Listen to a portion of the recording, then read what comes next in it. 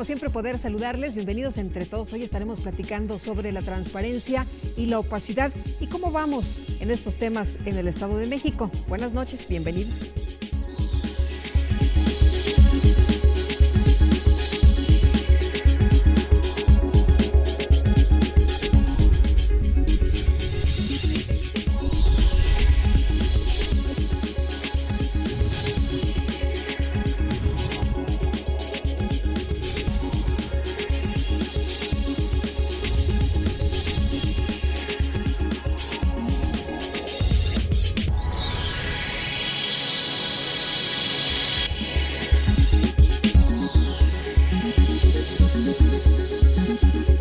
Con mucho gusto, como cada lunes, gracias por estar con nosotros aquí entre todos. Y vamos a iniciar, si les parece bien, con este resumen de lo más importante.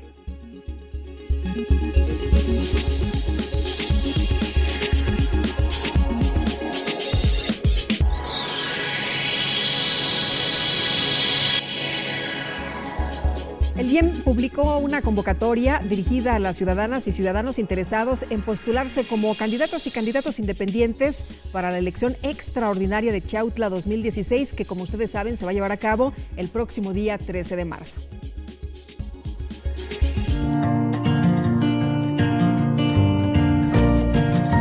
De conformidad con lo que establece la normatividad electoral, el Instituto Electoral del Estado de México publicó en la página electrónica del Instituto www.iem.org.mx y en estrados la convocatoria dirigida a los ciudadanos y ciudadanas interesados en postularse como candidatas y candidatos independientes para la elección extraordinaria de Chautla 2016, por el principio de mayoría relativa, para el periodo comprendido del 1 de abril de 2016 al 31 de diciembre de 2018.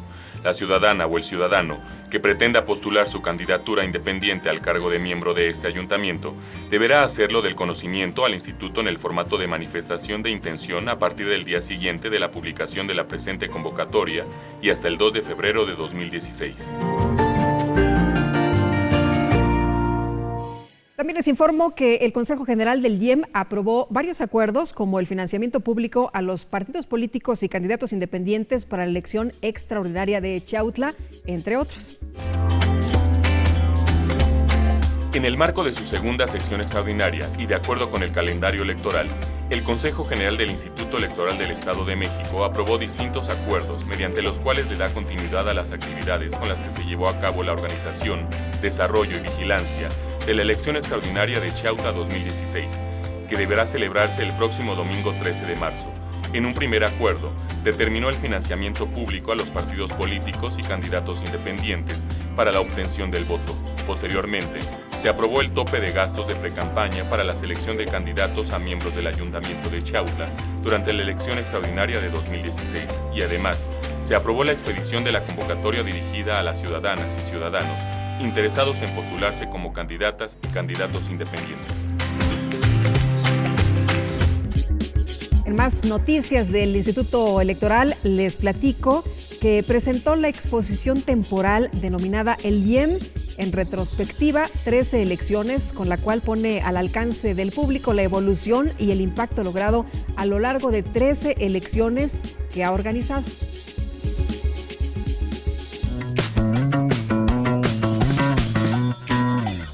Bajo un nuevo concepto y con la idea de dar a conocer la amplia gama de actividades que el Instituto Electoral del Estado de México ha efectuado desde su creación y a la fecha, de cada una de las elecciones que ha organizado, desarrollado y vigilado, en el Centro de Formación y Documentación Electoral del Instituto se ha montado la exposición temporal denominada El IEM en retrospectiva, 13 elecciones.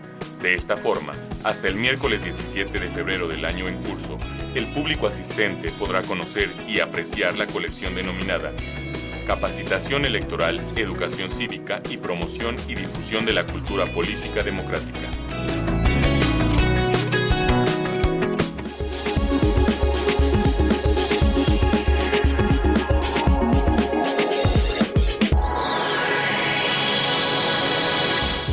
Les tengo un fragmento de lo que tuvimos en el programa anterior.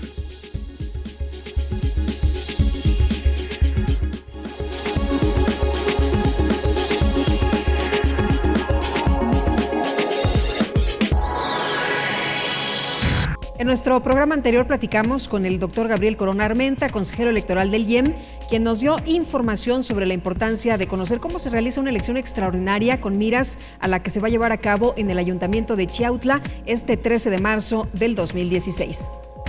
De lo que se trata en una elección extraordinaria es de repetir en la medida de lo posible las condiciones de la competencia de la elección ordinaria.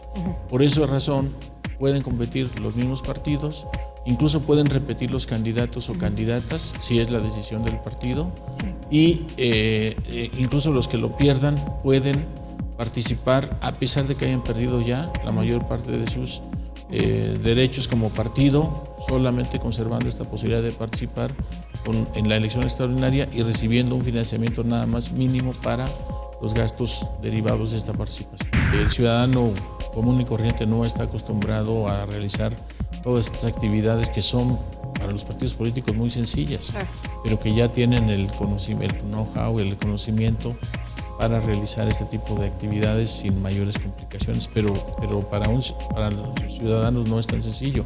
No ha sido una práctica común. Tengamos en cuenta que es la primera vez que se abre esta posibilidad para que haya candidatos independientes en el Estado de México. Se parte de una cuestión básica en donde la participación de la ciudadanía es fundamental. Si quieres ver el programa completo, te invito a que visites nuestra página www.iem.org.mx.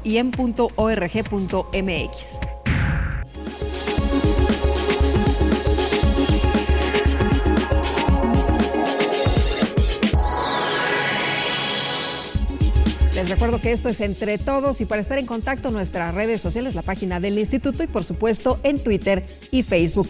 Regresamos.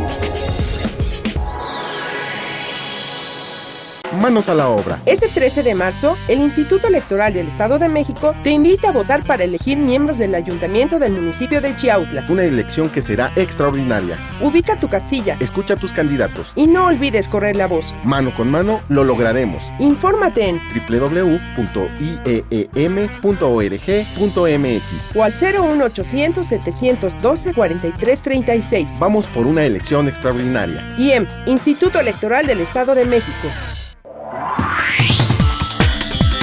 Detrás de tu voto hay buenas noticias. Un programa del Instituto Electoral del Estado de México. Síguenos a través de www.ieem.org.mx y por Uniradio 99.7 FM. Todos los miércoles a las 13 horas. IEM, Instituto Electoral del Estado de México.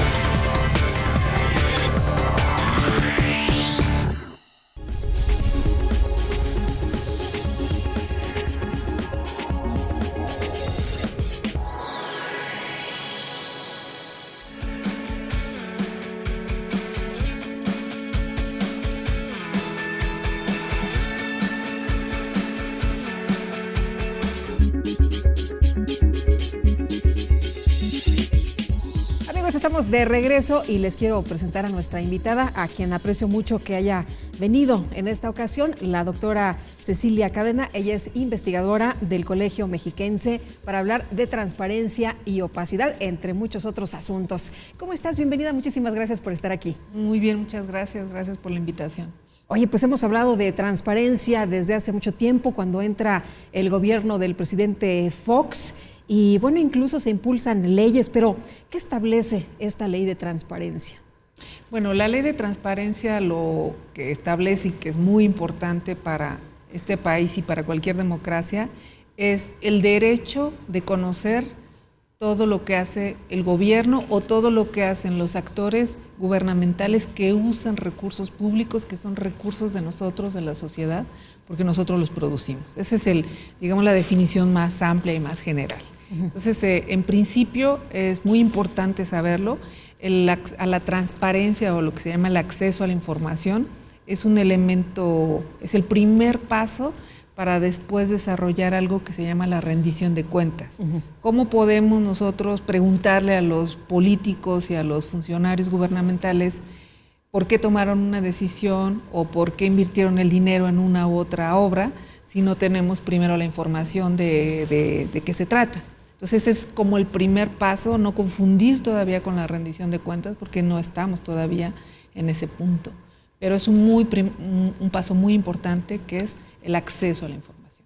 Doctora, dices en este libro que nos has hecho favor de entregarnos esta noche, que uno de los puntos más importantes de los problemas que más aqueja a nuestro país es el tema de la corrupción. ¿Qué tiene que ver la democracia con la transparencia y con la eliminación de la corrupción? Bueno, en primer lugar, que entender que en la democracia los que ocupan el poder están para servir a la sociedad. Entonces, ese principio, ¿qué quiere decir? Que los que están en el poder no son dueños ni de los recursos, ni de la información, ni de las decisiones, son responsables de las decisiones, porque ellos, a través de procesos de elección, a procesos electorales, democráticos, se postularon, hicieron una serie de propuestas de cómo desarrollarían ciertas políticas y están en ese lugar. Pero eso no quiere decir que ellos son los dueños de los recursos, de la información y que se los puedan repartir como ellos quieran. Eso quiere decir que son responsables de una parte de la política. Y ellos están para informarnos a la sociedad, porque la sociedad somos los dueños de la información y somos los dueños de los recursos, porque la sociedad somos la que generamos los recursos. No solamente porque pagamos impuestos, cuando nosotros consumimos cualquier cosa, cuando compramos cualquier cosa, estamos pagando un impuesto, entonces estamos generando esos recursos públicos que tienen que ser usados de manera responsable y después el gobierno nos tiene que decir cómo los usó. Entonces es un principio de la democracia, ¿por qué? Porque implica que el pueblo, que la sociedad es la que dirige, es la que ordena, es la que manda, y que los funcionarios y políticos están para ser responsables, para hacerse responsables de las propuestas que nos hacen a la sociedad para llevar una sociedad más desarrollada, con mejor calidad de vida, con mejores servicios, etc. Que haya altos índices de corrupción, porque la corrupción yo no comparto, no estoy de acuerdo, no me parece que sea normal. La corrupción no es normal, ni cultural, ni que es parte de nuestra, no, o sea, nosotros idiosincrasia. No tenemos un ADN que dice somos corruptos, no. La corrupción es un proceso político y social que se va desarrollando y se va generando principalmente por la impunidad. Entre más actos de corrupción y menos castigo, pues más actos de corrupción va a haber. Entonces, la corrupción lastima, contradice a la democracia, porque quiere decir que los recursos que están destinados a servir, a desarrollar un proceso social, armónico, adecuado, sano, competente para la sociedad, son usados con intereses públicos. Quiere decir que los que son responsables de los programas y las políticas están utilizando nuestros recursos en beneficio propio. Ahora, dime una cosa, y para nuestros amigos del auditorio, muchas veces se sienten muy frustrados porque dicen, oye, tenemos esta ley que nos han dicho los especialistas, como tú, por ejemplo, que es una buena ley. Sin embargo, tenemos niveles de corrupción cada vez mayores. ¿Cómo nos lo explicamos? Sí, es muy difícil explicarlo. Si tenemos ley de transparencia, pero tenemos más corrupción. Sí, eso es un tema que se trata en ese libro, lo trata particularmente Mauricio Merino y David Arellano. El tema de la ley de transparencia y el acceso a la información, como ya dijimos, es un muy buen paso para el desarrollo de la democracia y encaminado a la rendición de cuentas. Pero lo que no se debe perder de vista es que la sola existencia de la ley no garantiza que se lleve a cabo la transparencia. Como el solo hecho de que la ley diga van a ser castigados los que roben o los que secuestren, o sea, que la ley sea muy virtuosa no quiere decir que se va a cumplir, que es lo que nosotros cuestionamos en ese libro. Ha habido modificaciones muy importantes, son pasos que en este país no se habían visto. Por ejemplo, modificar la Constitución, el artículo 6, en el caso del Estado de México, el artículo 5 y en todos los estados, para consagrar como un derecho de todos los ciudadanos el derecho a la información. Eso es un paso muy importante, pero no es suficiente la ley se tiene que convertir en política pública para que sea una actividad de la administración y de la política y de la sociedad, y de esa manera se puede implementar. Nosotros podemos tener leyes muy virtuosas, como la ley mexicana ha sido ejemplo de leyes en el mundo, pero como muy bien lo dices, seguimos observando casos gravísimos de corrupción y no que se disminuya la corrupción. ¿Qué quiere decir? Primero, que la ley de transparencia no es un fin en sí mismo, y ese es un error considerarla un fin en sí mismo. La ley de transparencia es un instrumento entre otros. La ley de transparencia se tiene que engranar con otros procesos de la administración y de la política para que en su implementación se vigile lo que más nos importa, que es el comportamiento de los actores y políticos. Porque efectivamente, y como se señala en ese libro, y lo han señalado muchos autores que han estudiado el tema, querer atribuir a la ley de transparencia la responsabilidad de acabar con la corrupción, pues es como de entrada saber que es algo que no se va a hacer. Claro, es como pensar que una varita mágica nos va a resolver la bronca, ¿no? Exactamente eso. Entonces, no hay que irnos con esa idea. Los políticos, hay autores como Head y Hood, que nosotros trabajamos en ese libro, dicen, si la ley de transparencia o las leyes de transparencia o de acceso a la información durante un tiempo no han dado los resultados en modificar el comportamiento de funcionarios y políticos, y al contrario, ha habido más casos de corrupción, quiere decir que hay que revisar qué es lo que está faltando, qué es lo que está fallando, y no hacer más leyes. No es con más leyes como vamos a resolver el problema, es con cómo está funcionando en el todos los días, como nosotros nos podemos dar cuenta. Porque como dicen estos autores, si la ley de transparencia no está disminuyendo los niveles de corrupción, es decir, no está modificando el comportamiento de los actores y políticos, y al contrario, más corrupción, entonces los actores políticos y los actores gubernamentales se van a volver muy cínicos. ¿Qué es lo que pasa aquí? O sea, todos en nombre de la transparencia en sus gobiernos, y vemos que se desgarran las vestiduras, muchos gobernantes en nombre de la transparencia, y al lado de eso es como le sirve como una cortina de humo para en realidad cometer sus actos de corrupción. Hay quien en realidad está haciendo las cosas bien. Veía yo el caso, por ejemplo, de Querétaro. Se están haciendo las cosas bien en algunos gobiernos. ¿Hay algunos gobiernos más avanzados que otros? Hay gobiernos, y no solamente gobiernos a nivel estatal, sino a nivel federal, sectores de la administración pública, porque también eso es algo que no hay que perder de vista. La administración pública no es homogénea. Cada sector de la administración tiene diferentes comportamientos y diferentes formas de actuar y de relacionarse, y eso determina, digamos, el tipo de márgenes que tienen de discrecionalidad para ser más o menos corruptos. Hemos visto durante muchos años, ahora parece que está cambiando, hay que esperar los resultados, pero en la Secretaría de Educación Pública ha habido mucha corrupción, que no es el caso a lo mejor de la Secretaría de Salud, por decir algo. Entonces, igual a nivel estatal también hay diferencias. Hay estadísticas que miden qué estados tienen menor corrupción que otros. No recuerdo que Querétaro esté en los primeros lugares. Los primeros lugares ha estado Colima. En transparencia. En transparencia.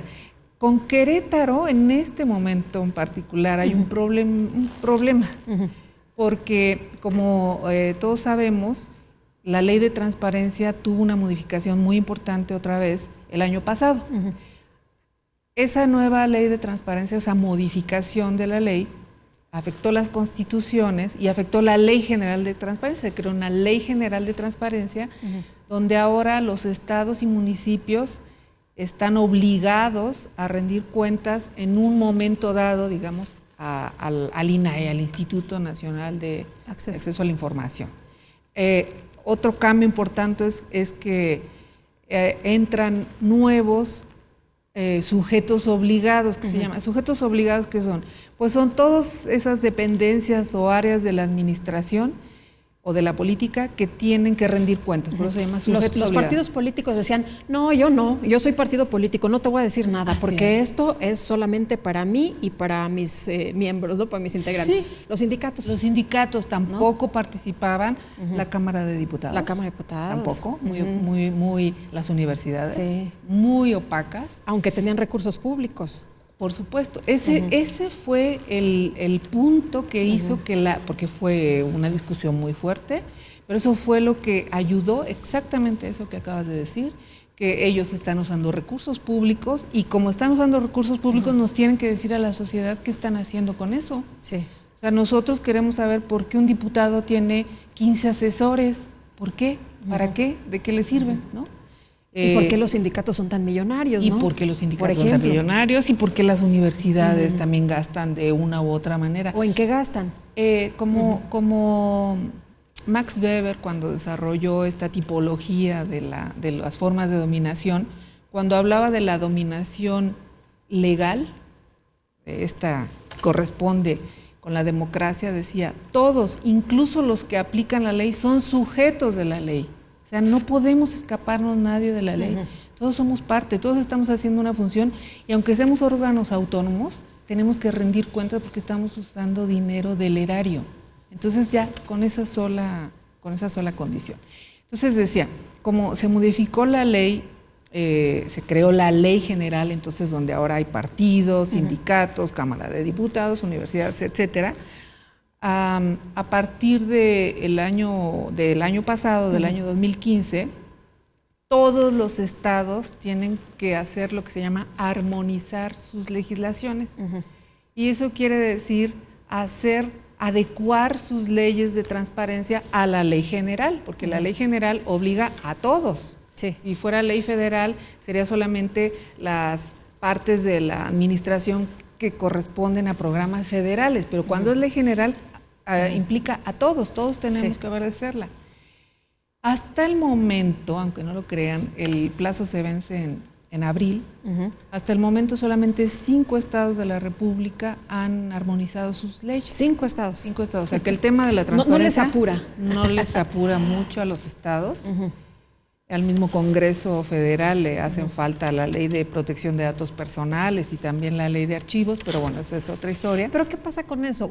La culpa la tenemos los ciudadanos, que no exigimos, a ver, se aprobó tal ley, me tienes que dar esta información, tienes que armonizarte con la ley general. No diría que somos los ciudadanos completamente. Termino con la otra idea por el caso de Querétaro, porque te iba a decir que de esos 5 estados que han armonizado sus leyes, 2, que son Querétaro y Tabasco, son sujetos de un acto de inconstitucionalidad por parte del INAI, porque en sus leyes que ellos emitieron, donde quisieron armonizar, pero no lo hicieron, omitieron muchos derechos para los ciudadanos.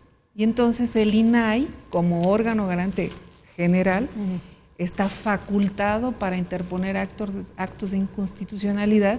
Entonces, en diciembre, el Pleno del INAI acordó esos actos de inconstitucionalidad con Querétaro y con Tabasco, que tampoco es que hubieran hecho sus leyes hace mucho, las hicieron en diciembre y el INAI se dio cuenta pues, que había muchas garantías que la nueva ley les da a los ciudadanos y que ellos eliminaban de sus leyes.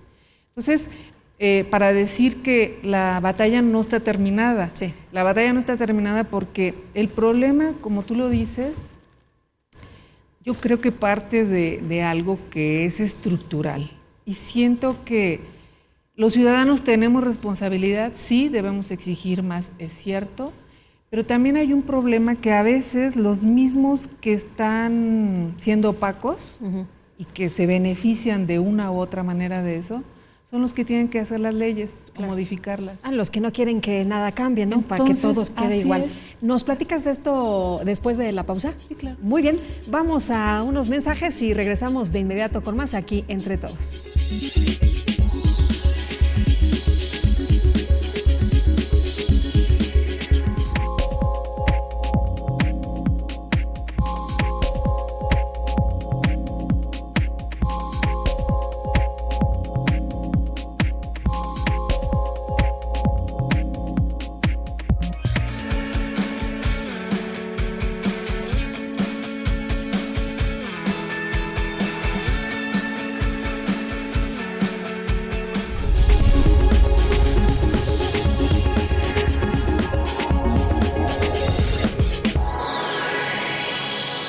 Manos a la obra. Este 13 de marzo, el Instituto Electoral del Estado de México te invita a votar para elegir miembros del Ayuntamiento del municipio de Chiautla. Una elección que será extraordinaria. Ubica tu casilla Escucha a tus candidatos. y no olvides correr la voz. Mano con mano lo lograremos. Infórmate en www.ieem.org.mx o al 01800 712 4336. Vamos por una elección extraordinaria. IEM, Instituto Electoral del Estado de México. Detrás de tu voto hay buenas noticias. Un programa del Instituto Electoral del Estado de México. Síguenos a través de www.ieem.org.mx y por Uniradio 99.7 FM. Todos los miércoles a las 13 horas. IEM, Instituto Electoral del Estado de México.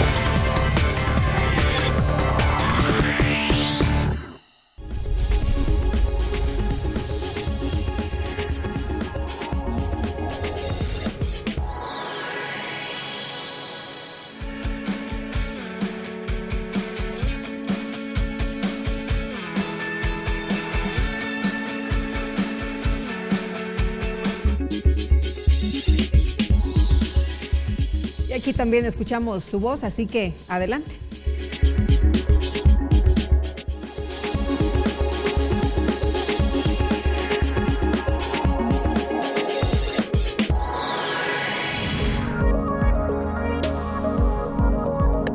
Es una gran forma para ser una mejor sociedad y saber lo que estamos haciendo.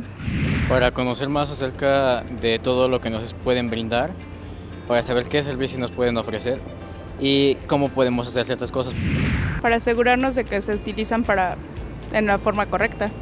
Nosotros como ciudadanos tenemos el derecho de conocer cómo se gastan los recursos públicos del Estado de México. Porque así vemos cómo genera nuestra economía lo que es el Estado de México y ver a dónde llega ese dinero, pues a las bolsas de quién, ¿no? O de qué recursos se van.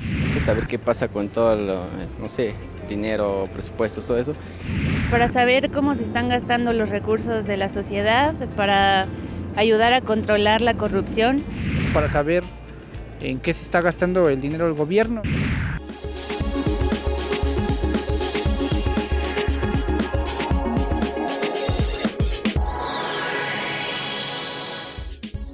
Y bueno, seguimos platicando, doctora, sobre qué responsabilidad tienen los ciudadanos, pero también los otros, los que son opacos, los que hacen las leyes. Yo, al parecer, no habría los incentivos suficientes para que esos que tienen que modificar las leyes quisieran hacerlo. Porque, como decía, de una u otra forma, no todos, no son la mayoría, por supuesto, no estoy diciendo que todo el Congreso, pero no tienen los incentivos para decirse...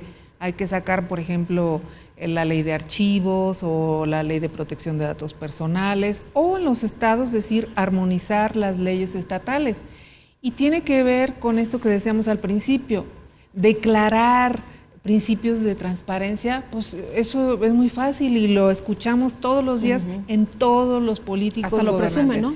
Claro, porque ¿quién estaría en contra de los principios de transparencia? Nadie. El problema es cuando se trata de materializarlo. Sí. Y justamente ese es el aspecto que al menos a mí más me ha interesado, es tratar de analizar la parte organizacional de la transparencia, es decir, donde, como dicen en los detalles se esconde el diablo, es decir, en las organizaciones se esconde el diablo, ver qué es lo que pasa dentro de las organizaciones para tratar de entender por qué resulta tan difícil que las políticas de transparencia se materialicen.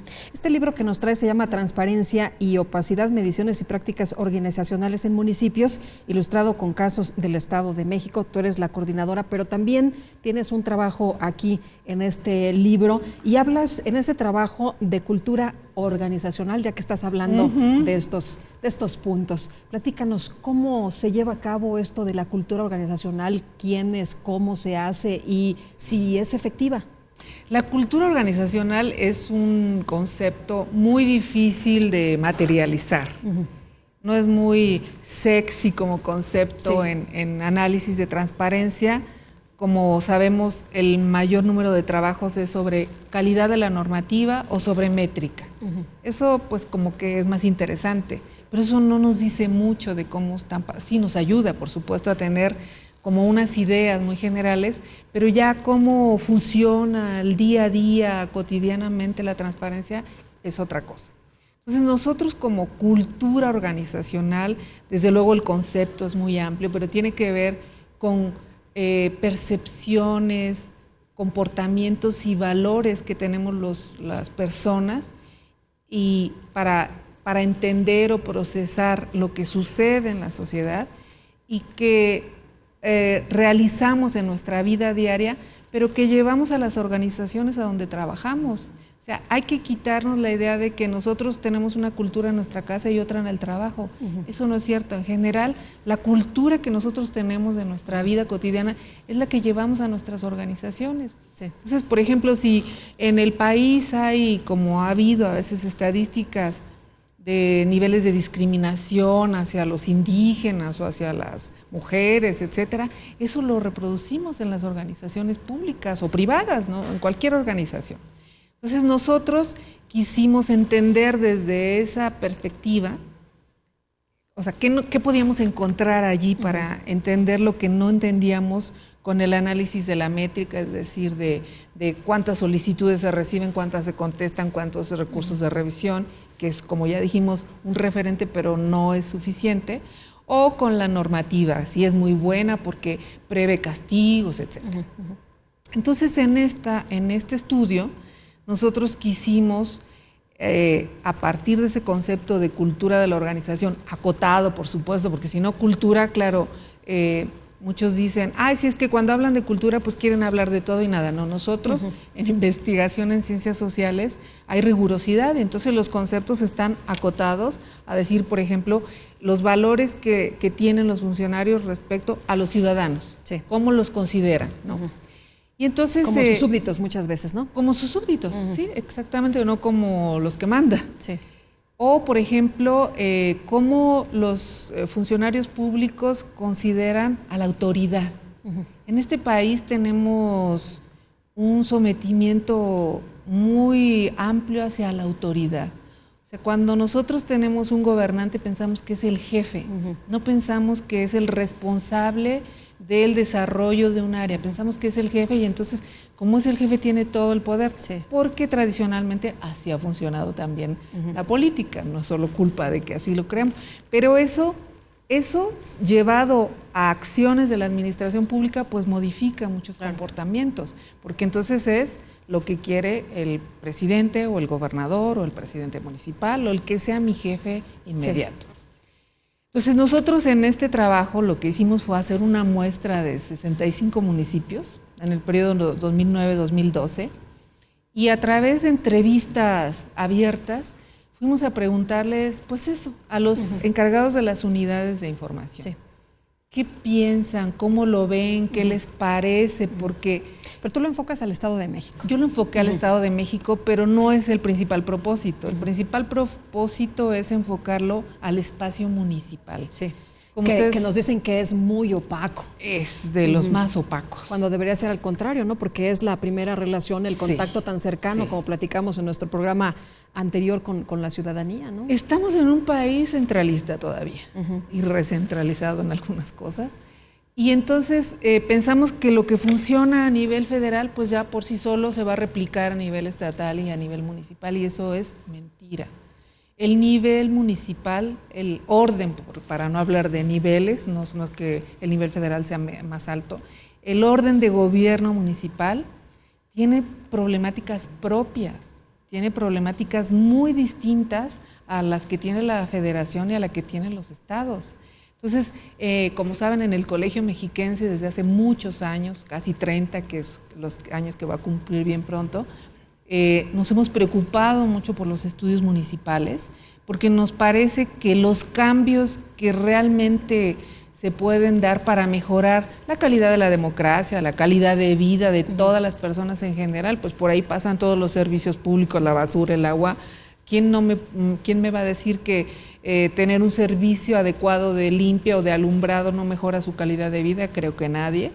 Entonces nosotros pensamos que es allí donde deberían hacerse los principales cambios y es allí donde debería de fortalecerse las organizaciones para que, en este caso, el mecanismo de acceso a la información funcione mejor.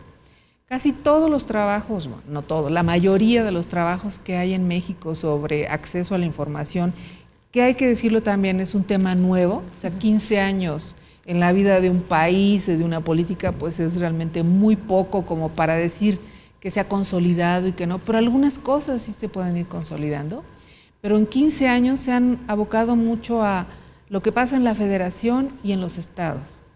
Y los municipios siempre es el olvidado de los trabajos. Nosotros pensamos que si en los municipios empieza a funcionar el mecanismo, quizá a nivel estatal, a nivel federal, va a mejorar, no digo que no funcione bien.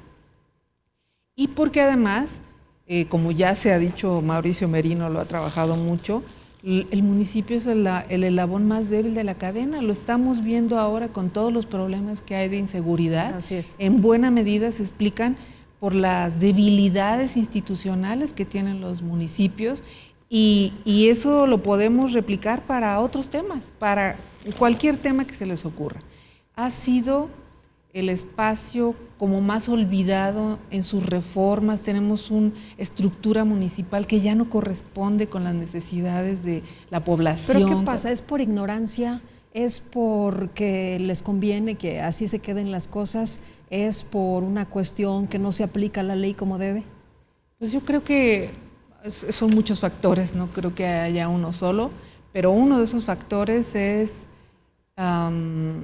pues hay una cierta conveniencia, es decir, que así como está estructurado el municipio hay un margen de discrecionalidad muy amplio para muchas cosas. Sí. El hecho de que elijamos, ya cambió en algunos estados, pero que elijamos a un presidente con una planilla completa, pues no conocemos a nadie más que al presidente, al candidato a presidente, y no conocemos a los demás.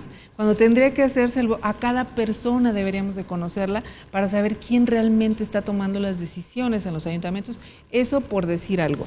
Porque como también se ha dicho y está documentado, desde 1983 que se hizo esa importantísima reforma al artículo 115 que rige la vida de los municipios, a los municipios se les ha entregado una cantidad de dinero que no se hubieran imaginado nunca. Y sin embargo, las condiciones de vida... No vemos claro, ¿no? No se corresponden. Y cuando pedimos información, pues hay información, pero de algún trámite, hay información de cosas que no son el fondo de lo que la ciudadanía quiere saber. Por ejemplo, en qué se gastaron tantos millones de pesos. Nos dicen que en obras y después vas a ver la obra y resulta que no es cierto, ¿no? Exactamente, no existen, o los ayuntamientos... digamos que todavía funcionan mucho con el compadre que fue el que me ayudó en la campaña, entonces yo lo tengo que contratar o tengo que quedar bien con mis ahijados porque les voy a dar una beca. Es decir, pareciera como la parte territorial de la democracia y del país la menos institucionalizada por muchas razones, pero en parte yo pienso por no sé si intencional o no, o puede haber las dos cosas, de reformar ciertos aspectos de los ayuntamientos.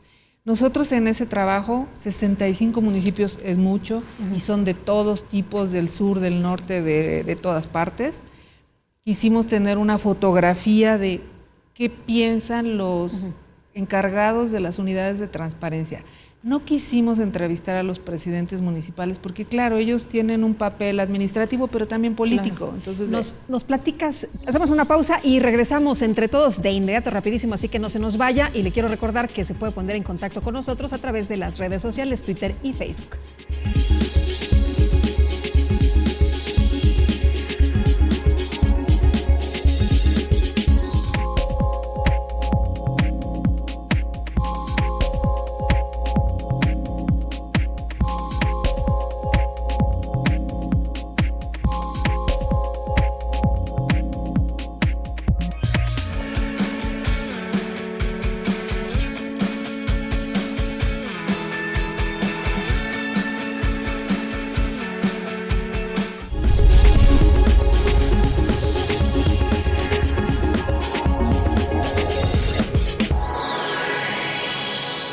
Manos a la obra. Este 13 de marzo, el Instituto Electoral del Estado de México te invita a votar para elegir miembros del Ayuntamiento del municipio de Chiautla. Una elección que será extraordinaria. Ubica tu casilla. Escucha a tus candidatos. Y no olvides correr la voz. Mano con mano lo lograremos. Infórmate en www.ieem.org.mx o al 01800 712 4336. Vamos por una elección extraordinaria. IEM, Instituto Electoral del Estado de México.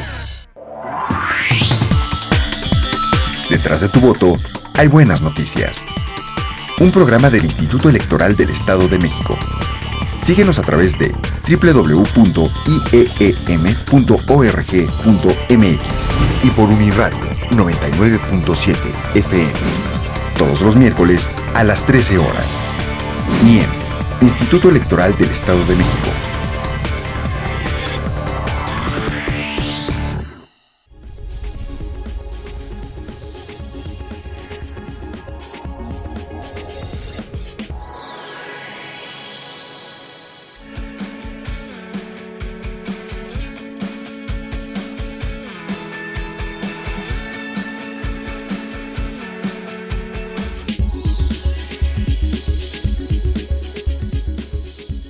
Su voz es importante para nosotros, aquí la escuchamos.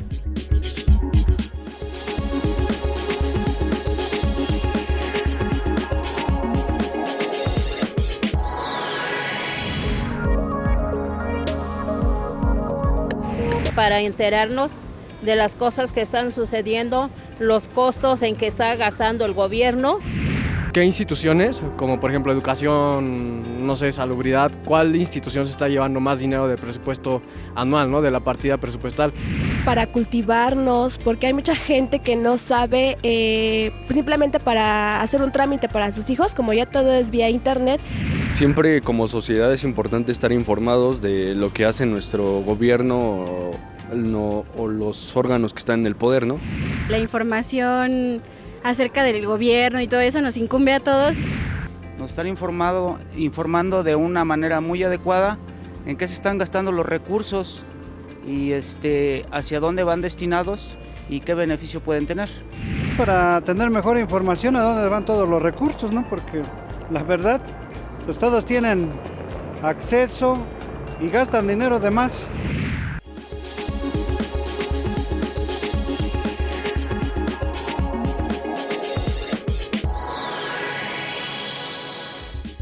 Doctora, nos decías que se fueron a varios municipios, 65, ¿y qué fue lo que encontraron? ¿Qué les dicen las personas encargadas de estos temas relacionados con la transparencia?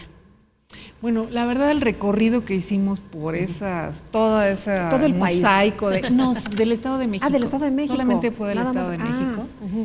La verdad fue apasionante, apasionante. Este estado tiene de verdad tanta diversidad y tanta heterogeneidad en términos de recursos y posibilidades.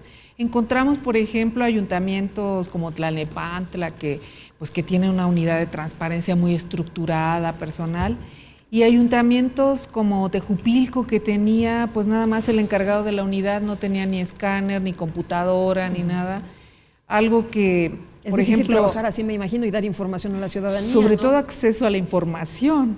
Es decir, esta parte que tú decías al principio de la entrevista, se crean las leyes y creen que por sí solo todo se va a operar cuando no es así. Hay no todo es cuestión de dinero, pero también es cuestión, hay que estructurar las áreas, hay que organizar a las personas. Dar herramientas, ¿no? Y algo muy importante, hay que hacer parte a los funcionarios públicos de esta tarea, porque muchos funcionarios públicos nos decían, es que para nosotros es una pesadilla eso de la transparencia, porque encima de todo el trabajo que tenemos, ahora tenemos que dar información. ¿Eso qué quiere decir? Que a ellos no los involucraron en hacerles ver cuál era la importancia, o sea, a ellos no les hicieron ver que esto es un derecho ciudadano y que tienen que cumplirlo como cumplen en dar, yo que sé, un acta de nacimiento o cualquier otro documento del ayuntamiento.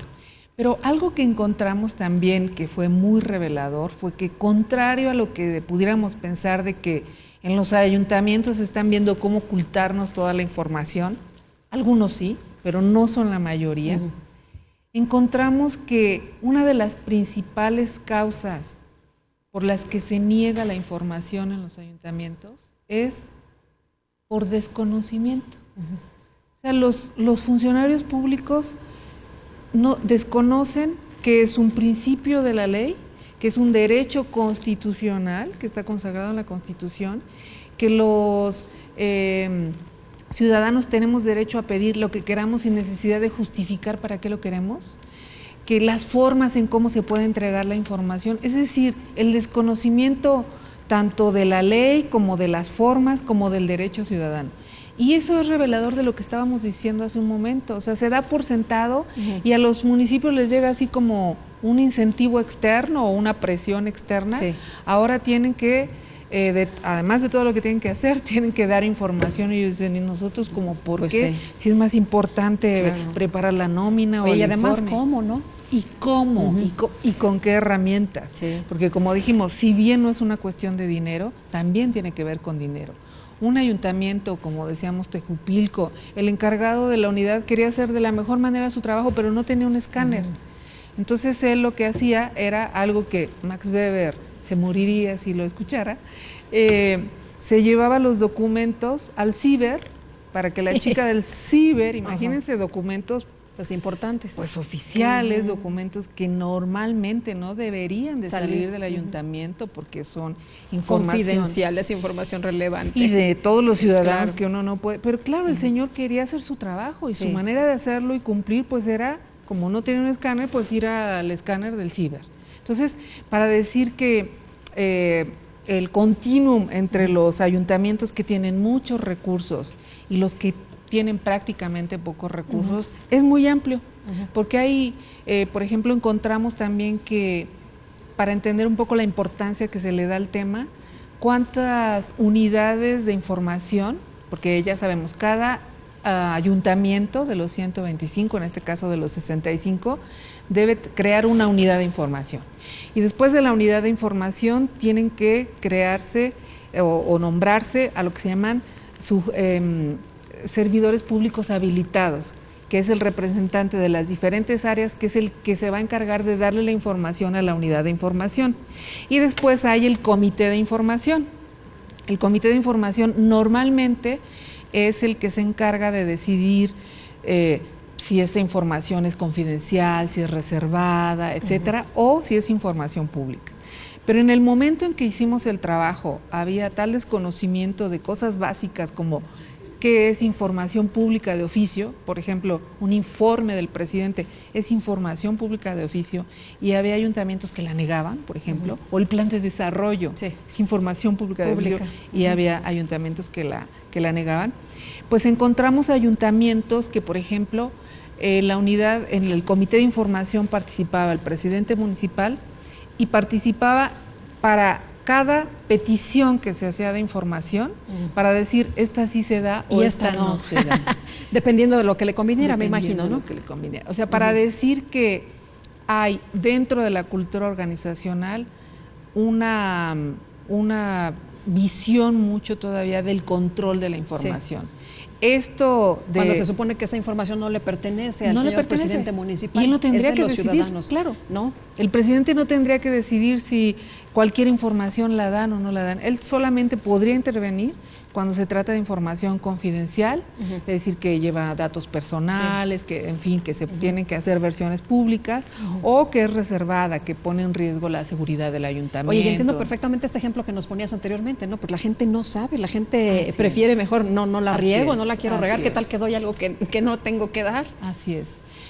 Yo revisé últimamente el informe del INFOEM, del órgano garante en el Estado de México, y parece ser que en estas nuevas administraciones que empezaron en enero de este año, ha habido como un poco más de sensibilidad para capacitar más a los presidentes municipales, aunque esperaríamos los que estudiamos esto, que la información se democratice un poco más. Es decir, sí, tú se la das al presidente, pero el presidente tiene 50,000 cosas que hacer.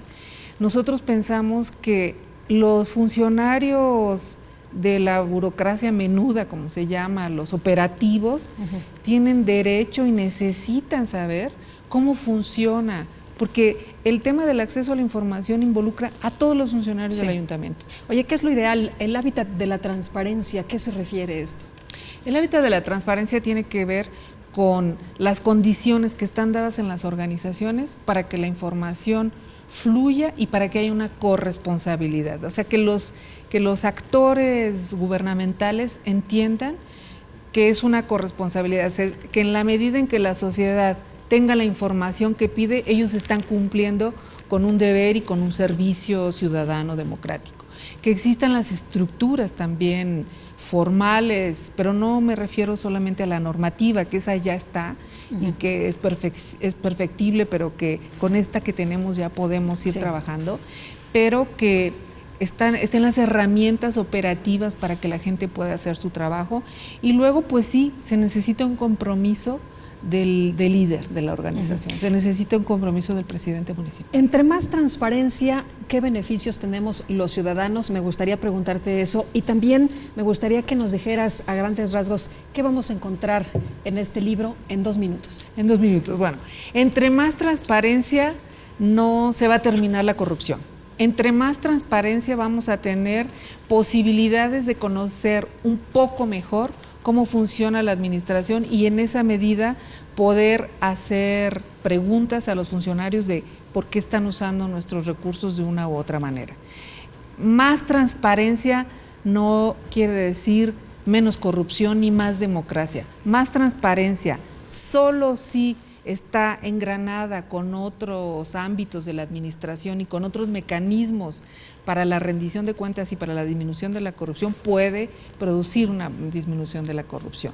Este libro trata de discutir sobre las dificultades de hacer 100% transparentes. Eso no existe, ni eso es lo que queremos, ni pensamos ingenuamente que eso es lo que va a resolver el problema. Nosotros sabemos que hay áreas de opacidad en las organizaciones que a veces permite, no como se suele decir que la corrupción aceita la administración, no hablamos de eso, hablamos de que opacidad, o sea, no decir todo quiere decir, bueno, primero que somos personas, somos seres humanos y que tenemos un margen para ser estratégicos de nuestras interacciones con los demás, pero eso no quiere decir corrupción, quiere decir que manejamos la información de otra manera. Ese es un tema que trabaja David Arellano, me parece un tema teórico muy pertinente. Y después tenemos casos de la calidad de la información, por ejemplo, calidad de información financiera, que nos dan la lista de cuánto ganan y prestaciones, pero respecto a qué no nos explican ni nos sirve a los ciudadanos. Y por último tenemos el caso que nosotros presentamos de los 65 ayuntamientos y un caso de la que en ese momento era jefa de la unidad de transparencia, Lluvia de Berenice, y ella trata de decir, bueno, lo que aquí funcionó cuando yo estuve en la unidad fue esto, por ejemplo, que mi rango fuera de una cierta importancia para que los restos de la organización me hicieran caso, no sé, detalles que se pueden encontrar de cómo podría funcionar mejor una unidad de transparencia. Muy bien, doctora, muchas gracias y Pues un gusto muchas gracias a poder ustedes. platicar contigo. Muchas gracias Muy a ustedes. amable. Sí. Y muchas gracias también a usted por habernos acompañado. El libro se llama Transparencia y Opacidad, es del Colegio Mexiquense, por si usted lo quiere leer. Está accesible, Sí. ¿verdad? Sí, ya está a la Muy bien, venta. está a la venta. Muy bien, pues muchas gracias, doctora, y muchas gracias también a usted. Que la pasen todos muy bien. Muy buenas noches.